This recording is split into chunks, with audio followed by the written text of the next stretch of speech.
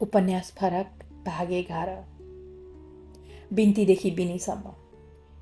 उनले केही बेर तटस्थ भावले मलाई हेरिन् अनि फेरि बिस्तारै भनिन्, उसले तिमीसँग नभनेका उसका व्यक्तिगत कुरा मलाई भन्ने हक त छैन, तर पनि भन्दैछु।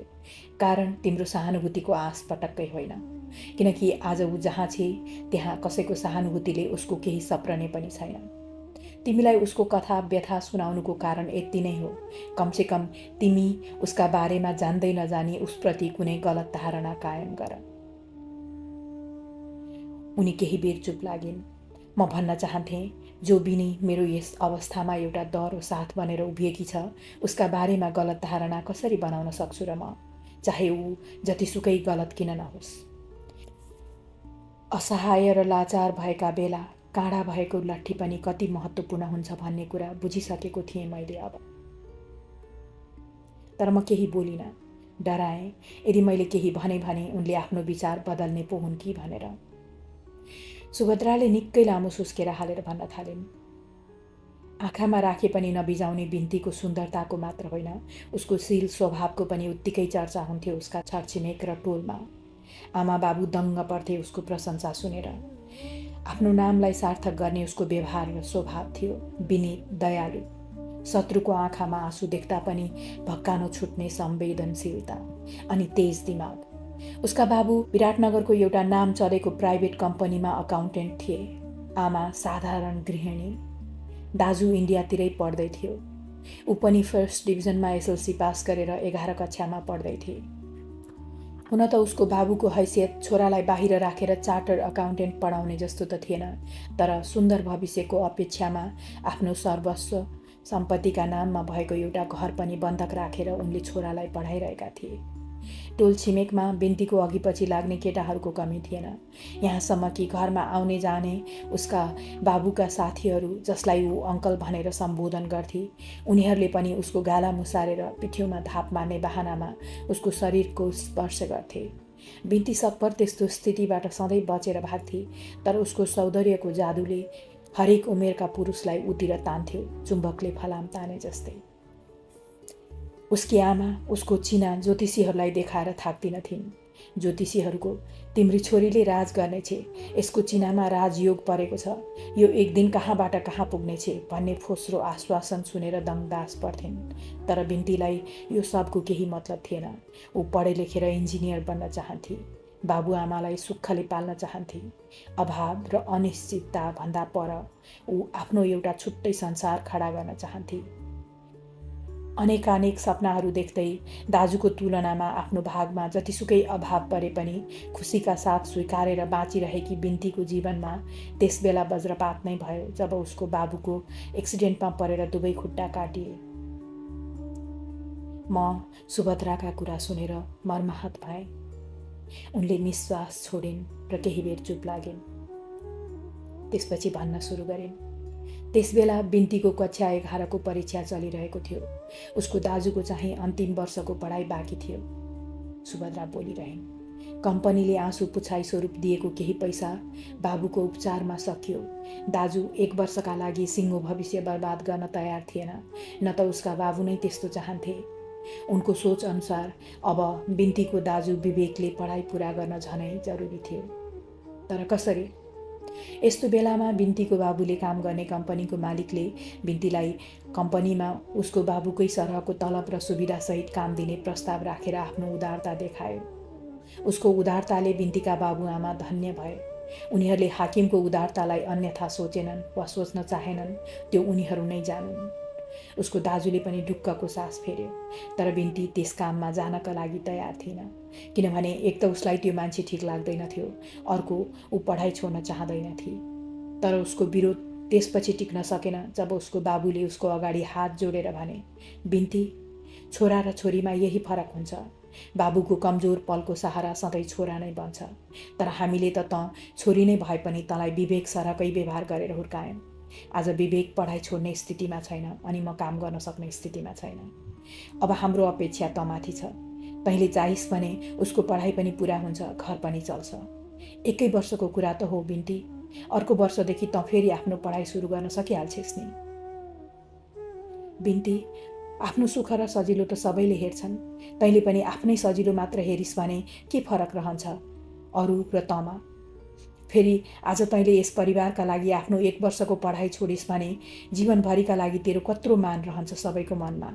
केवल 1 वर्षका लागि मेरो खुट्टा बनिदे बिन्ती, बाँकीको सारा जीवन हामी तेरो खुट्टा पखालेर पिउनेछौँ। उसको बाबुले उसको सामु यसरी कुरा राखे बिन्तीले केही सोच्ने बुझ्ने मौकै पाइन।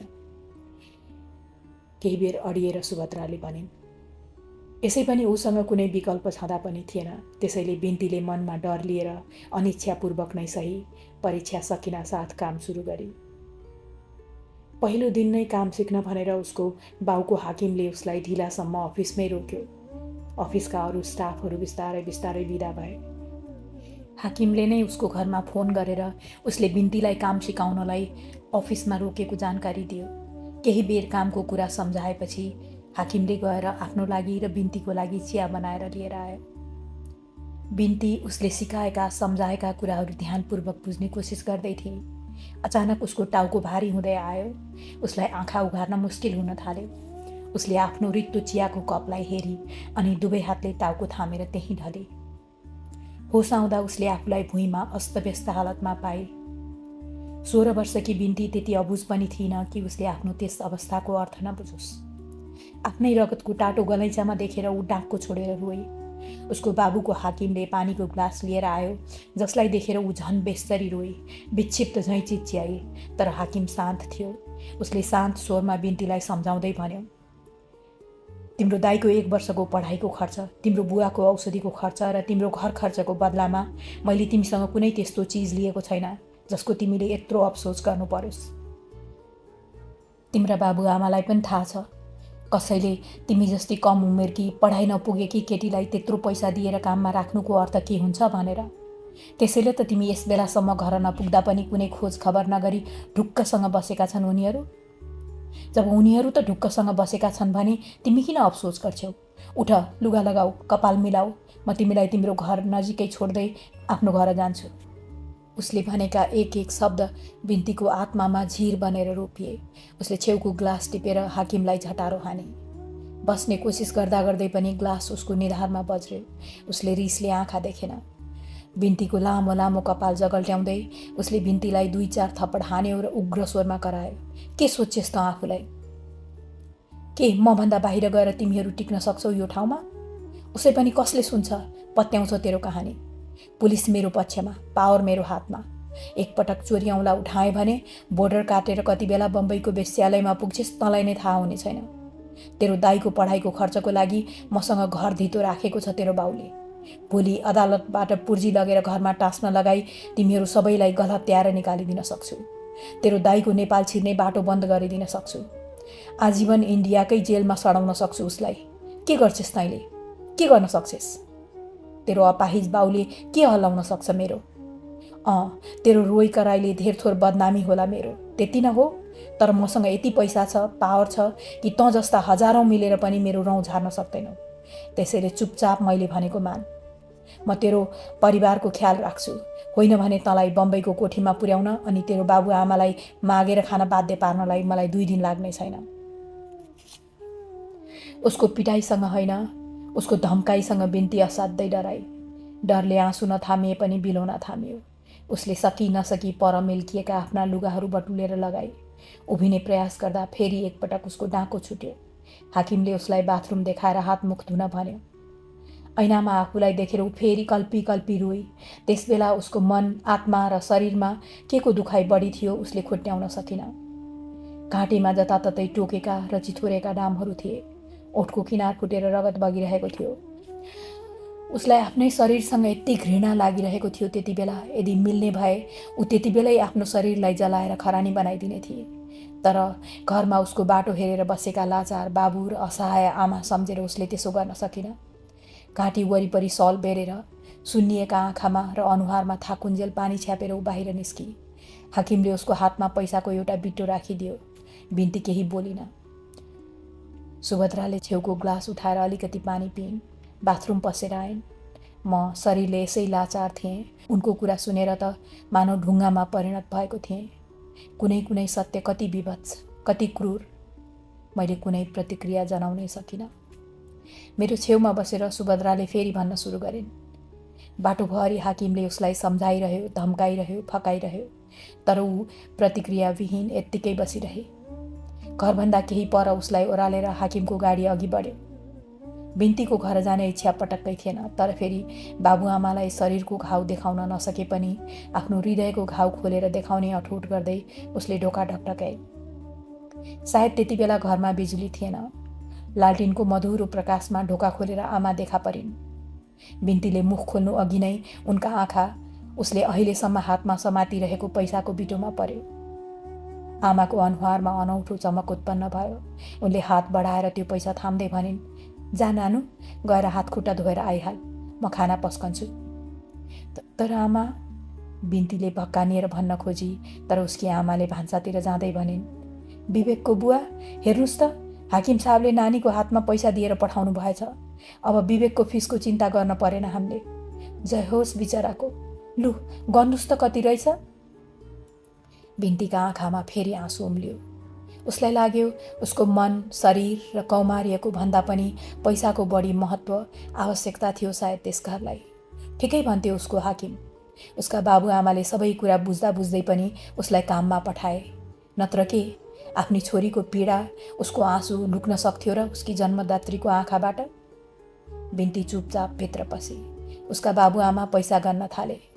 बिचरी बिन्तीलाई थाहै भएन त्यस रात उसको कौमार्यको कति मोल चुकाइएको थियो भनेर। सुभद्रा एकछिन चुप लागिन्।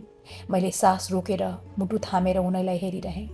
उनले बयान गरेका हरेक शब्दहरू मेरा आँखा अगाडि चित्रित भइरहे, तर मैले ती विभत्स दृश्यहरूसँग डराएर आँखा बन्द गर्न पनि सकिनँ। केवल चेतना हराए झैँ टिलपिल हुँदै पोखिँदै गरेका आँखाले एकटक सुभद्रालाई नै हेरिरहेँ। एकपटक धम्काएपछि, डर देखाएपछि बिन्तीले फेरि अर्को पटक विरोध गर्ने हिम्मत गर्न सकिन। सुभद्राले आँसु पुस्दै प्रसङ्ग जोडिन्। उसको हाकिमको मनमानी चलि नै रह्यो। बिन्ती भित्रभित्रै मरिरही। उसको ओठको मुस्कान हरायो। उसको 11 कक्षाको परीक्षाको रिजल्ट देखेर स्कुलका प्रिन्सिपलले घरमै आएर बिन्तीलाई स्कुल पठाउन अनुरोध गरे, किनभने बिन्ती कक्षामा प्रथम भएकी थिए। तर उसका बाबुआमाले बिन्तीलाई स्कुलले दिने भनेको स्कलरसिपलाई पनि बेवास्ता गर्दै असमर्थता प्रकट गरेर बिन्तीको रहेसहेको आश पनि मारिदिए।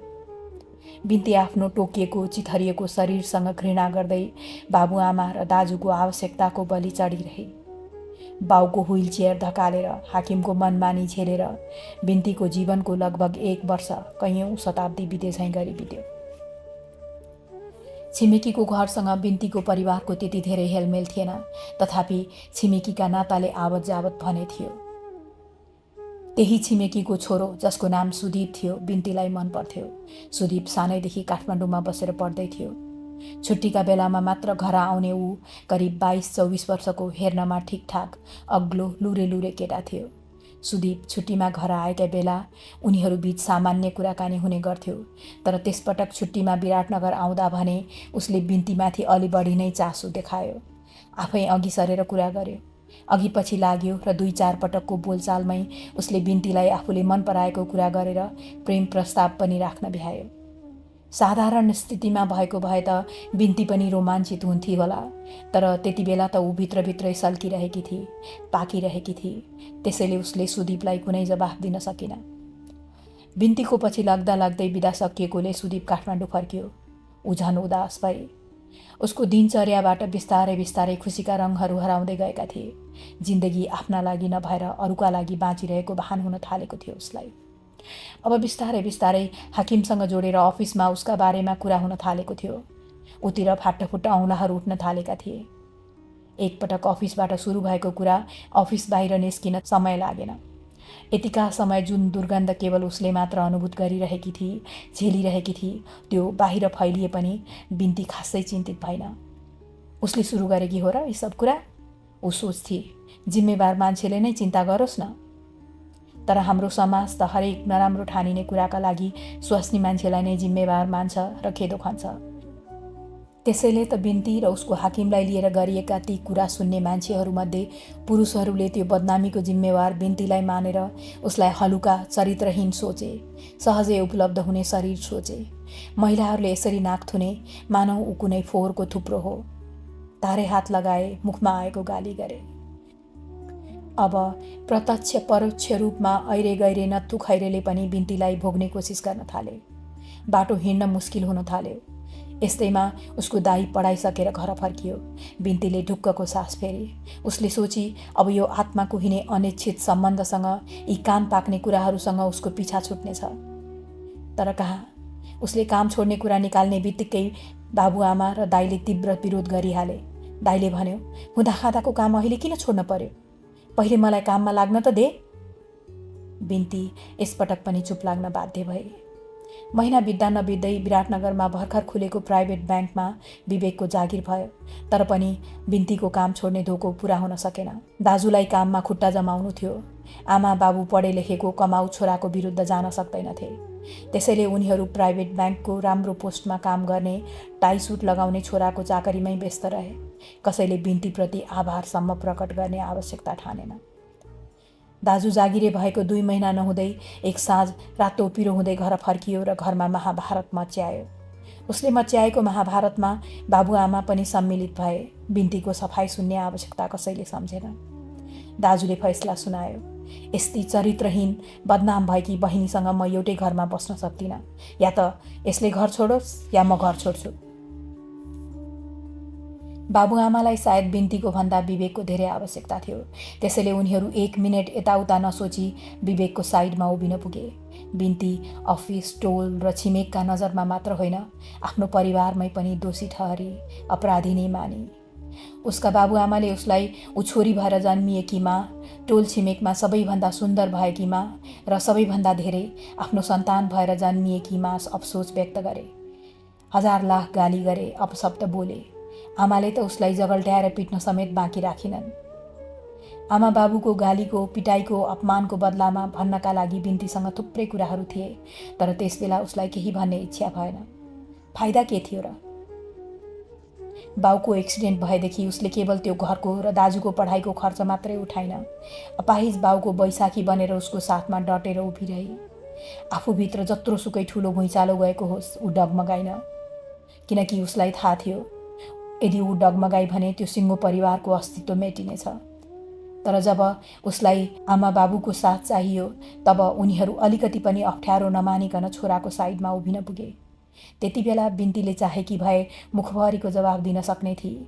तर उसका रित्ता रित्ता आँखामा उम्लिरहने अथाह पीडालाई देखेर पनि नदेखे झैँ गर्ने उसका बाबुआमाले उसका शब्दहरूमाथि विश्वास गरेर आत्मग्लानि गर्लान्, पछुताउलान्, साथ देलान् भन्ने उसलाई लाग्दै लागेन। घरको बिँडो धान्नुपर्ने दाई बाउ अपाहिज हुँदा त पढाइ छोड्न सक्दिन, जसरी भए पनि खर्च पठाओ भनेर घर आएन भने त्यस्तो दाईको नियत उसले त्यति बेलै नबुझे कि कहाँ हो र? के फरक पर्थ्यो आफ्नो स्वार्थको फेर थामेर उभिएका बाउआमा र दाईसँग केही भनेर? जब बाउआमा त आफ्नो स्वार्थमा अन्धो बहिरो भइदिन सके भने दाईको के कुरा? त्यसैले ऊ केही बोलिन। चुपचाप उनीहरूको आरोप लान्छना सुनिरही, टिलपिल आँखाले उनीहरूलाई हेरिरही। न गाली, लान्छना र आरोपको विरोध गरी, न पिटाइको। यहाँसम्म कि उसका दाजु र आमाले उसलाई घोक्र्याउँदै बाहिर निकालेर ढोका बन्द गर्दा पनि ऊ केही बोल्न सकिन। उफ! सुभद्रालाई उछिनेर मेरो मुखबाट विस्मातका शब्द फुत्किहाले। सुभद्रा, कुनै बाउआमा त्यतिसम्म कठोर पनि हुन सक्छन् र? त्यो उनीहरूको कठोरता भन्दा पनि बाध्यता, आवश्यकता थियो सायद, सुभद्राले भनिन्। त्यस्तै सोची उसले त्यसबेला। अपाङ्ग बाबुलाई पढे लेखेको, कमाउने, जीवित हुँदा पाल्ने र मरेपछि दागबत्ती दिने, श्राद्ध गर्ने छोराको आवश्यकता अधिक थियो सायद उसको भन्दा। अनि आमाका लागि बदनाम भएकी छोरी बोझ बनिरहेकी थिए सम्भवतः। त्यसैले उनीहरू त्यो बोझबाट मुक्त हुन चाहन्थे।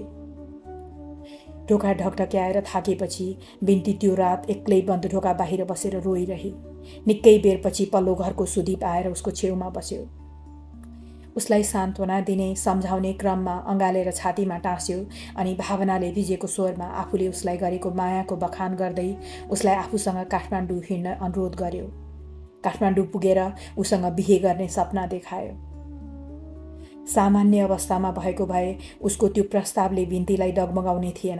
तर यति बेला त ऊ रुखबाट झरेको सुकेको पात भएकी थिए, जसलाई उडाउनको लागि हावाको हलुको झोक्का नै काफी थियो। त्यति बेला उसलाई टाउकोमाथि छतको सहाराको र सहानुभूतिको आवश्यकता थियो। आड लागेर रुने काँधको, थामेर हिँड्ने हातको आवश्यकता थियो। भर्खरै हात र साथ छोडेर अलग्गिएको उसको परिवारले उसमाथि उकेलेको विषले पोलिरहेको बिन्तीको सर्वाङ्ग सुदीपका मिठा मिठा कुरा र सहानुभूतिपूर्ण व्यवहारले केही शीतल भयो। उसले भर्खरै आफ्नो भएको दुर्गति बिर्सी सोची, ठिकै त छ, मेरो परिवारलाई म चाहिन्न भने किन म यिनको दैलो ढुकेर बसौँ? मैले लागे पुगेको गरेकै हुँ यिनका लागि। अब यिनीहरूलाई कदरै छैन भने म किन यिनीहरूका सामु हात जोडेर आफूले गर्दै नगरेको गल्तीको माफी मागौँ? उसले रुँदै रुँदै सुदीप सामु आफूले भोगेको सम्पूर्ण त्रासदी जस्ताको तस्तै वर्णन गरे।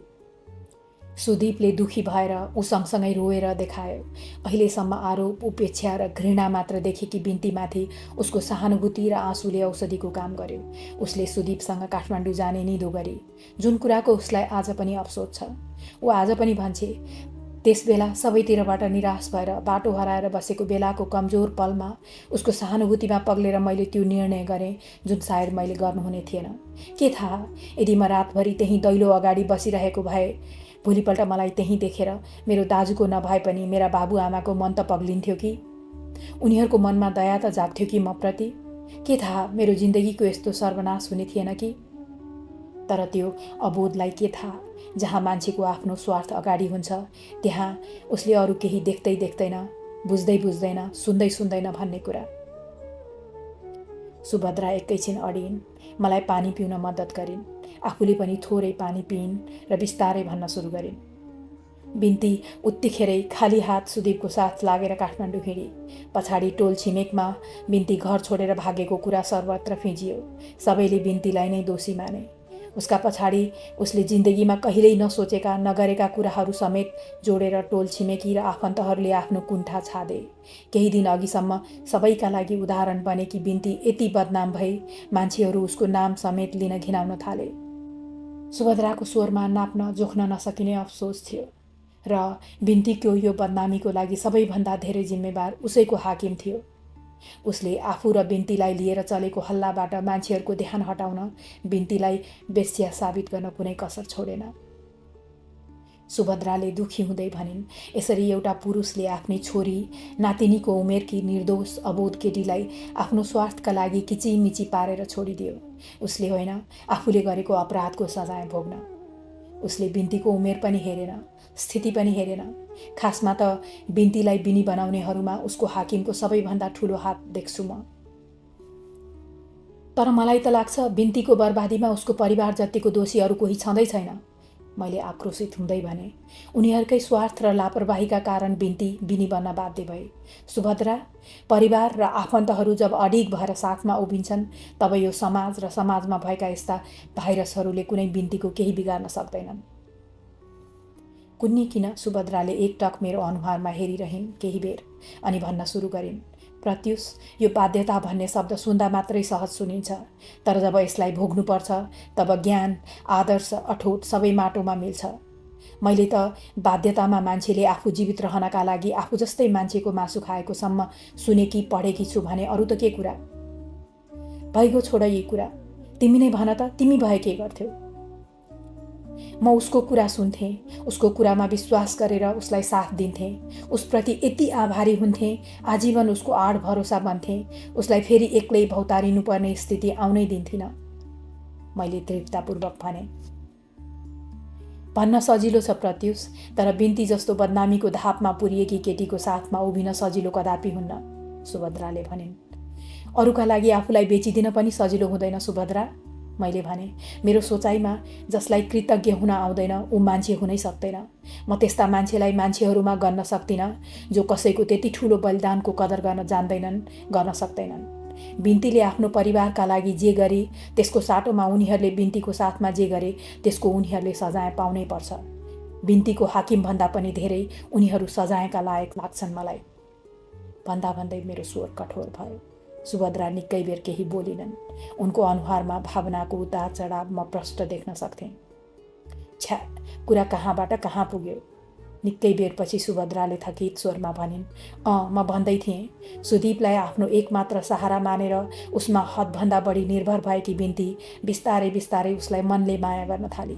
उसको साथमा आफ्नो दुःखपूर्ण अतीतलाई बिर्सने कोसिस गर्दै सुदीपलाई नै आफ्नो जिन्दगी, आफ्नो सर्वस्व मानेर उसले जीवनका 3-4 महिना काठमाडौँको एउटा गल्लीको अँध्यारो कोठामा बिताई। बिन्तीलाई त्यो गन्हाउने गल्ली र त्यो अँध्यारो कोठासँग कुनै गुनासो थिएन। सुदीपको मायामा उसले सबै खाले दुःख कष्टलाई आत्मसात गर्न सिकिसकेकी थिए। केही समय बितेपछि सुदीपका खराबीहरू बिस्तारै बिस्तारै ऊ समक्ष प्रकट हुँदै गएका थिए, तर पनि उसले कहिल्यै कुनै गुनासो गरिन। सोच्थे ऊ जस्ती परिवारले समेत अस्वीकार गरेकी केटीलाई स्वीकार गर्ने सुदीप चाहे लाख खराब सही उसका लागि ईश्वर तुल्य छ।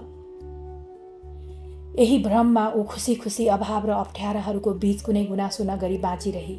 काँचो उमेर थियो उसको, त्यसैले उसले यो बुझ्नै सकिन कि हरेक सम्बन्धमा सन्तुलन हुनुपर्छ, नत्र त्यो डगमगाएर ढल्न बेर लाग्दैन।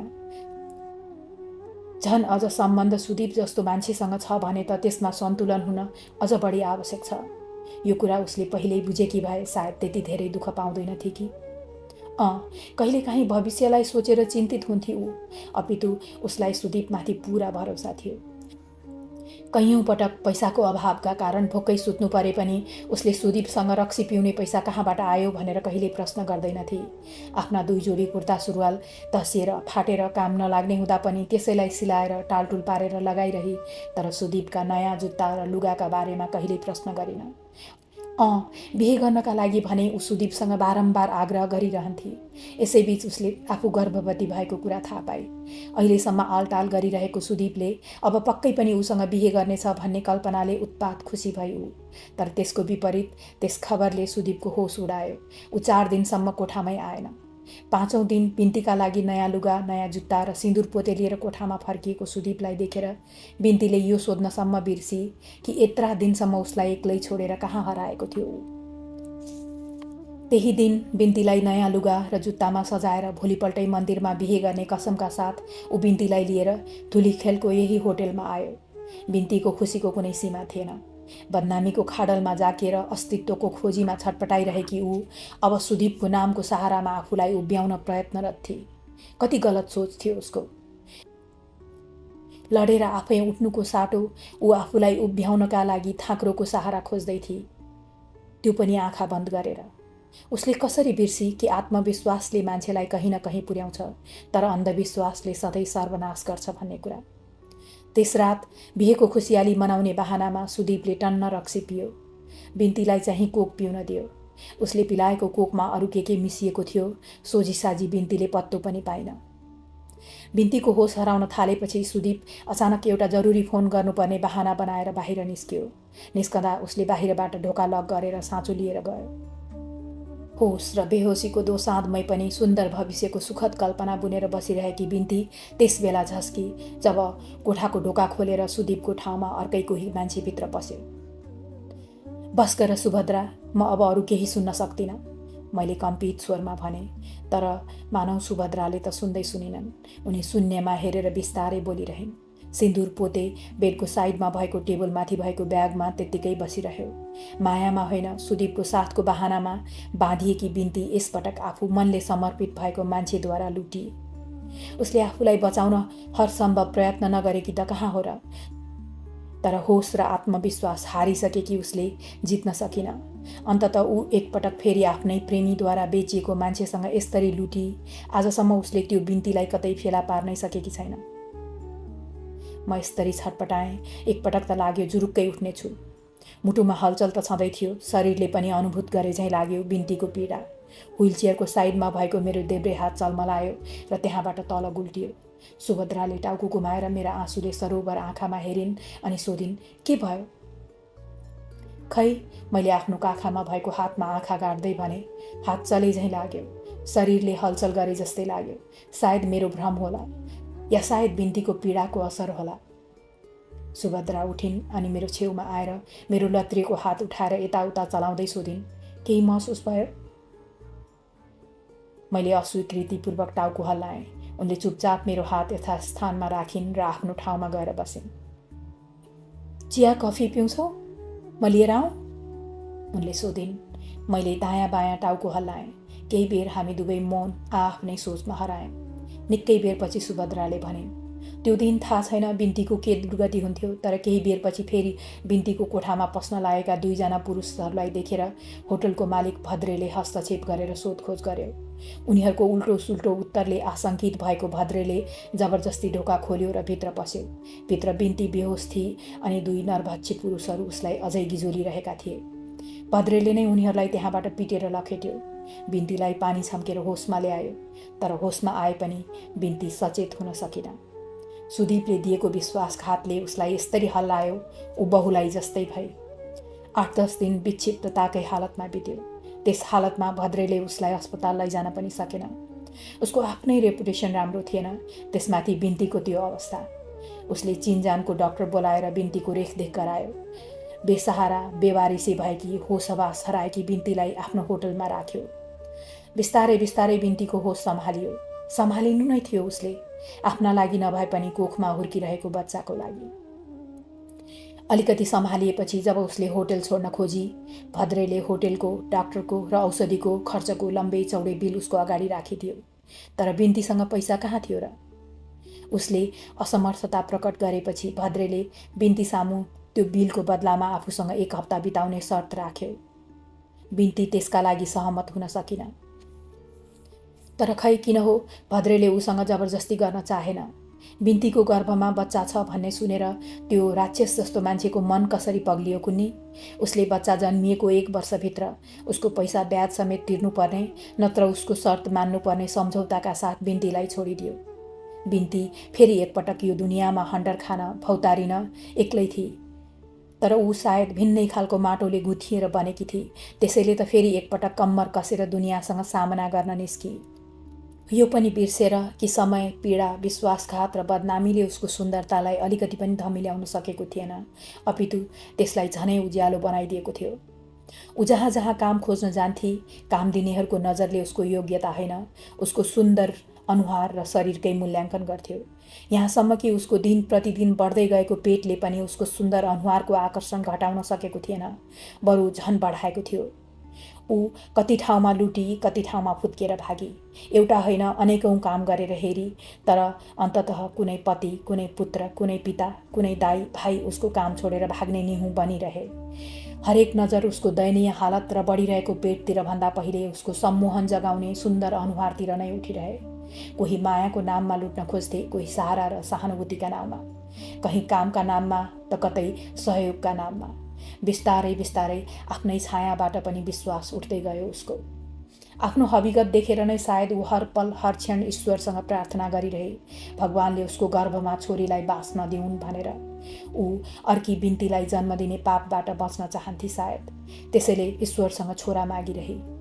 ऊ मन्दिर मन्दिर धाएर ईश्वरलाई गुहारिरहे, यही प्रार्थना गरिरहे, यदि छोरी नै दिने भए यति कुरूप देऊ भगवान कि उतिर उठ्ने आँखाहरू उसको अनुहार देखेरै डराउन्, कसैले उसको छेउछाउमा जाने हिम्मत गर्नै नसकोस्। अनायास सुभद्राको अनुहारमा वेदनाको बाढी नै आयो। तिमी नै भन त प्रत्युष, त्यो आमाले कति शास्ति बेहोरेपछि आफ्नो कोखको सन्तानका लागि त्यस किसिमको प्रार्थना गर्न सकी होला? नत्र साधारण स्थितिमा कुन आमाले त्यस्तो सन्तानको चाहना गर्न सक्छ भन त? तर अफसोस कसैले उसको बाध्यता बुझ्दै बुझेन। 7औं महिना पुग्दा ऊ एउटा सचिवको घरमा काम गर्थे। यसपटक ऊ अलि ढुक्क थिए, किनभने त्यस घरका छोराहरू सानै थिए अनि सचिव भला आदमी। तर दोष कसलाई दिउँ म? उसको फुटेको भाग्यलाई या उसको घोर शत्रु बनेको उसैको रूपलाई? एक दिन सचिवकी श्रीमती केटाकेटी लिएर बिहेमा सम्मिलित हुन माइत गएको बेला सचिवले आफ्नो भलादमीपनको मुखौटा झिकेर फ्याँक्यो। हातपात लुछाचुँडीको क्रममा बिन्ती घोप्टिएर लडी। रगत बग्न सुरु गरेको देखेर ऊ डरायो र बिन्तीलाई गलहत्याएर बाहिर निकालेर ढोकामा ताल्चा ठोकेर कुलेलाम ठोक्यो।